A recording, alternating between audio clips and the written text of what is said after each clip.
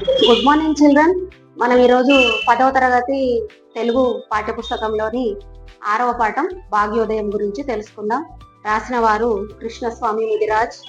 ఇందులో మనము చదవండి, ఆలోచించి చెప్పండి అనే శీర్షికను మొదట చదివి దాని తర్వాత ఇచ్చిన ప్రశ్నలకు సమాధానాలు ఏంటో తెలుసుకుందాం. చదవండి, ఆలోచించి చెప్పండి. నవభారత రాజ్యాంగ నిర్మాత, చరిత్రకారుడు, జాతీయతావాది, తత్వశాస్త్రవేత్త, దళిత నాయకుడు డాక్టర్ బిఆర్ అంబేద్కర్ దేశంలోని అస్పృశ్యతను నివారించడానికి, దళితుల అభ్యున్నతికి ఎంతగానో కృషి చేశాడు.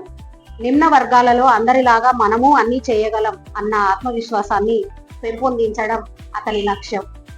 దేశ ప్రజలందరికీ సమాన హక్కులు కల్పించాలనే ఉద్దేశంతో ఉత్కృష్టమైన రాజ్యాంగాన్ని రూపొందించాడు. దేశ విదేశాలలో విద్యను అభ్యసించి ప్రపంచంలోనే మహామేధావిగా గుర్తింపు పొందాడు. కింద ఇచ్చిన ప్రశ్నలు ఒకసారి చూడండి. పైపేర ఎవరిని గురించి తెలుపుతున్నది? పైపేర డాక్టర్ బిఆర్ అంబేద్కర్ గారి గురించి చెప్తుంది. ఆయన ఎవరి గురించి కృషి చేశాడు? ఎందుకు? దేశంలోని అస్పృశ్యతను లేకుండా చేయడానికి, దళితుల అభ్యున్నతికి అంబేద్కర్ కష్టపడ్డాడు. ఎందుకంటే అందరిలాగా మనం కూడా అన్నీ చేయగలం అనే ఆత్మవిశ్వాసం వాళ్ళల్లో కలగాలని ఆయన ఉద్దేశం. మన రాష్ట్రంలో దళితులు, నిమ్నజాతుల వారి కోసం కృషి చేసిన వ్యక్తులు ఎవరు? వాళ్ళ గురించి చెప్పండి. హైదరాబాద్కు చెందిన కొరివి కృష్ణస్వామి ముదిరాజ్, భాగ్యరెడ్డి వర్మ, గూడూరి సీతారాం మొదలైన వాళ్ళు దళితులు, నిమ్న వర్గాల వారి గురించి కృషి చేశారు. వాళ్ళు తమ రచనల ద్వారా, ఉద్యమాల ద్వారా, విద్యాదానం చేయడం ద్వారా ఈ విధమైన కృషి చేసి వాళ్ళల్లో మార్పులు తీసుకుని వచ్చారు.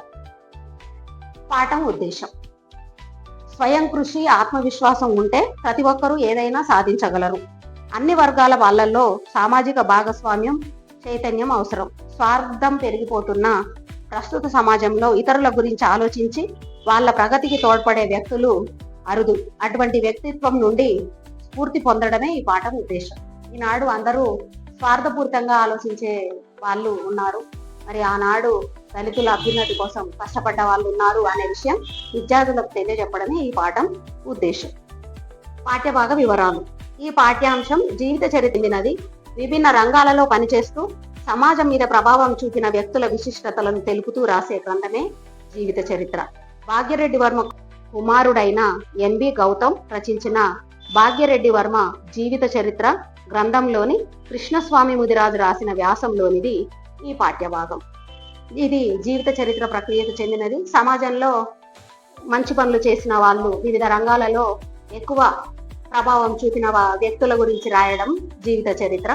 ఆ విధంగా ఈ భాగ్యరెడ్డి వర్మ కుమారుడైన ఎన్బి గౌతమ్ తన తండ్రి గారి గురించి భాగ్యరెడ్డి వర్మ జీవిత చరిత్ర అనే పుస్తకం రాస్తే ఆ గ్రంథం నుండి కృష్ణస్వామి ముదిరాజు గారు వ్యాస రూపంలో రాసింది ఈ రోజు మనం చెప్పుకునే భాగ్యోదయం పాఠం.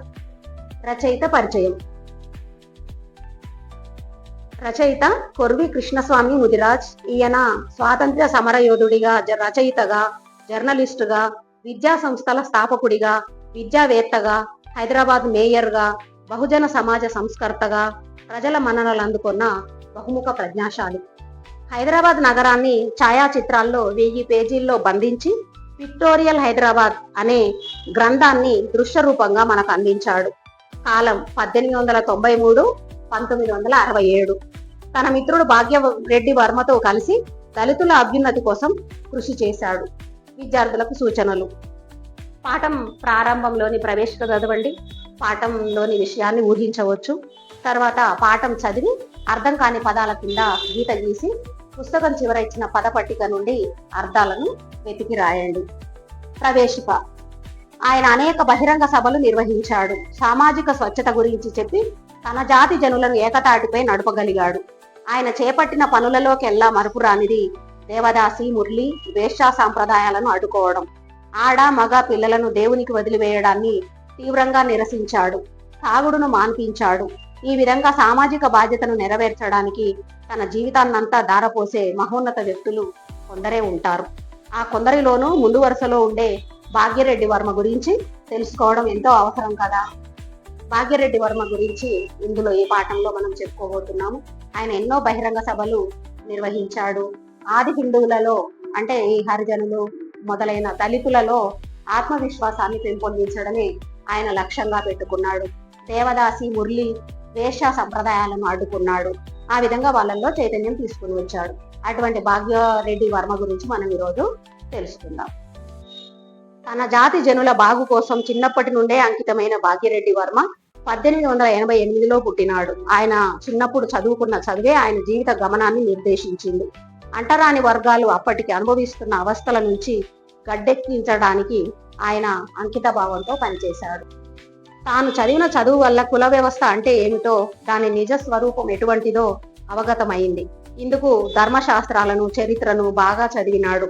వాటి వల్ల అంటరాని వర్గాల కడగండ్లను అర్థం చేసుకోవడానికి, వాటిని నిర్మూలించి వారిలో సామాజిక వికాసం కలిగించడానికి ఆయనకు దారి దొరికినట్టయింది. తన జాతి జనుల బాగు కోసం చిన్నప్పటి నుంచే తన జీవితాన్ని అంకితం చేసిన భాగ్యరెడ్డి వర్మ 1888లో పుట్టినాడు. ఆయన చిన్నప్పుడు చదువుకున్న చదువే ఆయనకు ఒక జీవిత గమ్యాన్ని నిర్దేశించింది. ఆయన తాను చదువుకున్న చదువుతో కుల వ్యవస్థ అంటే అర్థం చేసుకున్నాడు. ధర్మశాస్త్రాలను, చరిత్రను కూడా చదివి ఆ అంటరాని వర్గాల కష్టాలను అర్థం చేసుకొని ఆ కష్టాలను నిర్మూలించి సమాజంలో దళితులకు చక్కని గౌరవాన్ని అందించాలని ఒక లక్ష్యాన్ని ఏర్పరచుకున్నాడు. అత్యంత ముఖ్యమైన ఈ పనికి సంబంధించి ఆలోచనలో ఆయన పూర్తి స్వేచ్ఛను అనుభవించాడు. స్వతంత్రంగా పనిచేశాడు. ప్రభుత్వ పక్షం నుంచి సైతం ఆయనకు అండ దొరికింది. అణగారిన కులాల నాయకులతో కూడా ఈ క్రమంలో పరిచయం పెరిగింది. క్రమక్రమంగా వారి నుంచి సహకారం, నైతిక మద్దతు కూడగట్టుకున్నాడు. గొప్ప మనుషులలో, సంస్కర్తలలో ఉండే చిత్తశుద్ధిని అలవర్చుకొని ఆయన అంటరాని వర్గాల ఉన్నతి కోసం సంస్కరణ మొదలుపెట్టాడు. ఈయన స్వతంత్రంగా తాను ఏం చేయదలుచుకున్నాడో ఒక ప్రణాళికను ఏర్పరచుకొని ఆ ప్రణాళికను ఆచరించేవాడు. ఒకరి కింద పనిచేసిన వాడు కాదు. ఆయనకు ప్రభుత్వం నుండి కూడా మద్దతు లభించింది. ఇంకా అణగారిన కులాల నాయకులు ఇంకా మిగిలిన వాళ్ళతో కూడా కలిసి వాళ్ళతో పరిచయం పెరగడం వలన వాళ్ళ సహకారం కూడా, మద్దతు కూడా ఆయనకి దొరికింది. మనుషులలో, సంస్కర్తలలో ఉండే చిత్తశుద్ధిని ఆయన అలవర్చుకొని ఆ దళితుల ఉన్నతి కోసం కష్టపడ్డాడు. ఒకవేళ హిందువులు తమ చరిత్రను లిఖితబద్ధం చేయాలనుకుంటే సంస్కర్తగా భాగ్యరెడ్డి వర్మ పేరు మొదటి స్థానంలో ఉంటుంది. అణగారిన వర్గాల వికాసానికి ఆయన తన సమస్తాన్ని అర్పించాడు. తన తెలివితేటలను అందుకోసమే వెచ్చించాడు. ఏమీ ఆశించకుండా తమ కోసం ఎప్పటికీ పనిచేసే ఆయనను చూసి అంటరాని వర్గాలన్నీ ఆయనను తిరుగులేని నాయకునిగా ఒప్పుకున్నాయి. చిత్తశుద్ధి, నిజాయితీ, పట్టుదలతో పనిచేసే వర్మ అచిరకాలంలోనే వారి నమ్మకాన్ని చూరగొనగలిగాడు. తమ దుస్థితికి కారణం తమ అజ్ఞానం, ఉదాసీనతేనన్న ఎరుకను తన అనుచరులలో కలిగేటట్టు చేయగలిగాడు. ఒకవేళ ఆది హిందువుల గురించి ఏదైనా ఒక పెద్ద గ్రంథాన్ని, పుస్తకాన్ని రాయాలనుకుంటే మాత్రం అందులో మొట్టమొదటగా భాగ్యరెడ్డి వర్మ పేరు రాయవలసి ఉంటుంది అని చెప్తున్నాడు. అణగారిన వర్గాల వికాసం కోసం ఆయన తన జీవితాన్ని మొత్తాన్ని అర్పించాడు, సమస్తాన్ని అర్పించాడు. తన తెలివితేటలను దానికోసమే వాడుకున్నాడు. ఇంకా అణగారిన వర్గాల ప్రజలు ఈయనను నమ్మారు. ఎందుకంటే తమ నుండి ఏమీ ఆశించకుండా తమ బాగు కోసం ఇంత కష్టపడుతున్న భాగ్యరెడ్డి వర్మను వాళ్ళు తమ నాయకునిగా మనస్ఫూర్తిగా ఒప్పుకున్నారు. తాము వెనుకబడి ఉండడానికి కారణం తమ అజ్ఞానము, నిర్లక్ష్య వైఖరి, ఏం జరిగితే మాకేంటి అనే ఒక ఉదాసీనతే కారణమని వాళ్ళు కూడా అర్థం చేసుకున్నారు. మనుషులంతా పుట్టుకతో సమానమని, ఎవరు ఎక్కువ ఎవరు తక్కువ కాదన్న సత్యాన్ని తెలుసుకునేటట్టు చేశాడు. అయితే లోపలే జీర్ణించుకుపోయిన మూఢనమ్మకాలు, అజ్ఞానాన్ని తొలగించడం అంతగా సులువు కాదన్నది తెలిసిందే. అయితే కొద్దిగానే అయినప్పటికీ ఆయన నిరంతర శ్రద్ధ వల్ల అంటరాని వర్గాలు చదువుపై చూపు పెట్టడం సాధ్యమైంది. అందువల్ల కొన్ని సాంఘిక దురాచారాలు మటుమాయం కావడం జరిగింది. మనుషులంతా సమానమే, ఎవరు ఎక్కువ కాదు తక్కువ కాదు అని ఆ నిమ్న వర్గాల ప్రజలు తెలుసుకునేలాగా చేశాడు. వాళ్ళల్లో మూఢనమ్మకాలు, అజ్ఞానం తొలగించడం అంత సులువేమీ కాదు. ఆ విషయం ఆయనకు అర్థమైంది. అయినా సరే నిరంతరం శ్రమపడి, కష్టపడి అంటరాని వర్గాలు చదువుపై శ్రద్ధ పెట్టేలాగా చేశాడు. ఆ చదువుపై శ్రద్ధ పెట్టడం వలన కొన్ని సాంఘిక దురాచారాలు వాటంతటవే మటుమాయం అయిపోయాయి. ఆయన అనేక బహిరంగ సభలు నిర్వహించాడు. సామాజిక స్వచ్ఛత గురించి చెప్పి తన జాతి జనులను ఏకతాటిపై నడపగలిగాడు. ఆయన చేపట్టిన పనులలోకెల్లా మరపు రానిది దేవదాసి, మురళి, వేశ్యా సంప్రదాయాలను అడ్డుకోవడం. పసి వాళ్ళైన ఆడ మగ పిల్లలను దేవునికి వదిలివేయడాన్ని తీవ్రంగా నిరసించాడు. తాగుడు వలన కుటుంబాలు ఎట్లా గుల్లగా మారిపోతాయో కుల పెద్దలకు ఆ మహమ్మారి గురించి చెప్పి వారిని మాన్పించగలిగాడు. నిరంతరం తన కార్యాచరణకు దొరికే సహకారం వలన ఆయన కొన్ని కుటుంబాలను ఈ దురాచారాల నుంచి బయటపడేలా చేశాడు. ఆయన బహిరంగ సభలు నిర్వహించేవాడు. ఇంకా సామాజిక స్వచ్ఛత గురించి చెప్పి తన జాతి జనులందరినీ ఐకమత్యంగా ఉండేలాగా చేయగలిగాడు. ఇంకా ఆయన చేపట్టిన పనులలో గొప్ప పనులు ఏంటి అంటే దేవదాసి, మురళి, వేశ్య సంప్రదాయాలను అడ్డుకోవడం. చిన్న పిల్లలను దేవుడికి వదిలివేయడాన్ని ఆయన ఖండించాడు.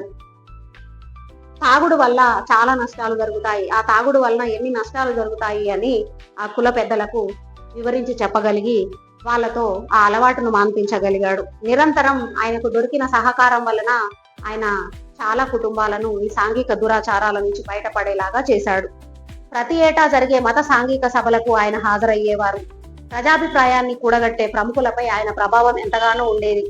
ఆంధ్ర మహాసభ, ఆది హిందూ మహాసభ, అఖిల భారత అంటరాని వర్గాల సభ వంటి సంస్థలు జాతీయ స్థాయిలో నిర్వహించిన అనేక సభలలో ఆయన చురుకుగా పాల్గొన్నాడు.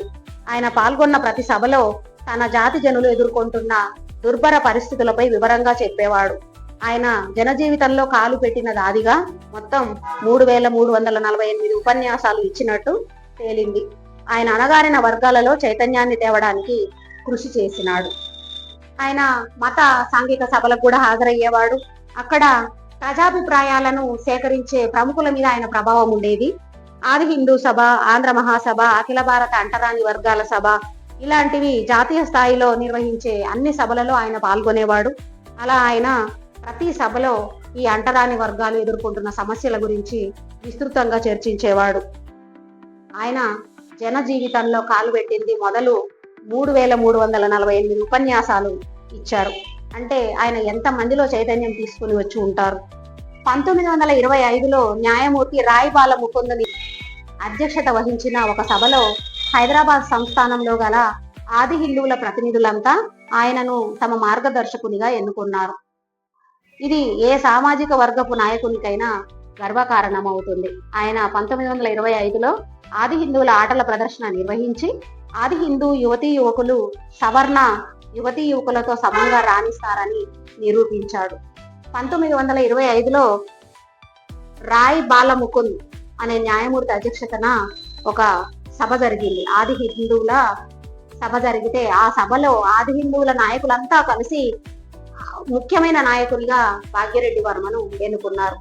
అది ఎవరికైనా చాలా గర్వంగా అనిపిస్తుంది కదా. అంతమంది నాయకులు కలిసి ఆయనని ముఖ్యమైన నాయకుడిగా ఎన్నుకున్నారు. 1925లో ఆది హిందువులకు ఆటల పోటీలు నిర్వహించి మిగిలిన సమాజంలోని వాళ్ళ లాగానే ఆది హిందూ యువతి యువకులు కూడా అన్ని రంగాలలో రాణిస్తారు అనేది ఇందులో నిరూపించాడు. ఆది హిందువుల మేలు కోసం వర్మ నిరంతరం చేపట్టిన కార్యాచరణ ఎంతో మంది ప్రముఖుల మనసులను చూరగొని వారు ఆది హిందువులకు దగ్గరయ్యేలా చేసింది. భాగ్యరెడ్డి వర్మ నిరంతర కార్యాచరణ సభల వలన ఆది హిందూ సమాజం జాగరూకమయ్యింది. ఆది హిందువులు సొంత కాళ్ళ మీద నిలబడాలంటే చదువు ఒక్కటే మార్గమని వర్మ బలమైన నమ్మకం. ఈ విషయంలో ఆయన ప్రభుత్వంతో సంప్రదింపులు జరిపి తన బాధ్యతను గుర్తించేలా చేశాడు. ఆది హిందువుల కోసం ఆయన నిరంతరం ఏవో ఒకటి కార్యక్రమాలు చేస్తూనే ఉండేవాడు. అలా ఆయన చేస్తూ ఉంటే ఆది హిందూ ప్రముఖులు, సమాజంలోని ప్రముఖుల మనసు ఆయన గెలుచుకున్నాడు. భాగ్యరెడ్డి వర్మ ఈ విధంగా నిరంతరంగా కార్యాచరణ చేయడం వలన ఆది హిందూ సమాజం కొంచెం చైతన్యం అయింది. ఆది హిందువులు సొంత కాళ్ళ మీద నిలబడాలంటే చదువు ఒక్కటే మార్గమని వర్మ బలమైన నమ్మకం. ఈ విషయంలో ఆయన ప్రభుత్వంతో చర్చలు జరిపి దానికి తగ్గట్టుగా అంటే ప్రభుత్వం కూడా వాళ్ళ కోసం పాఠశాలలు ఏర్పాటు చేసేలాగా చేశాడు. కృషి పోరాటం ఫలితంగా ప్రభుత్వం ఆది హిందువుల కోసం ఎన్నో పాఠశాలలు నెలకొల్పింది. 1931 జనాభా లెక్కల సేకరణ సందర్భంగా వర్మ ఎంతగానో శ్రమపడి అంటరాని వర్గాలను ఆది హిందువులుగా నమోదు చేయించాడు. ఇది ఆయన నాయకత్వం పటిమకు మచ్చుతునక. హిందూ సమాజం మొత్తంగా ఆయనకు రుణపడి ఉండాలి. ఆ చర్యతో హిందూ సమాజాన్ని ఆయన చీలికలు పేలికలు కాకుండా రక్షించగలిగాడు. ఆయన ప్రభుత్వంతో సంప్రదింపులు జరిపి హిందువుల కోసం పాఠశాలలు పెట్టేలాగా చేశాడు. 1931 జనాభా లెక్కల సేకరణ ఫలితంగా అంతకుముందు వరకు ఈ ఆది హిందువులు జనాభా లెక్కల్లో ఉండేవాళ్ళు కాదు.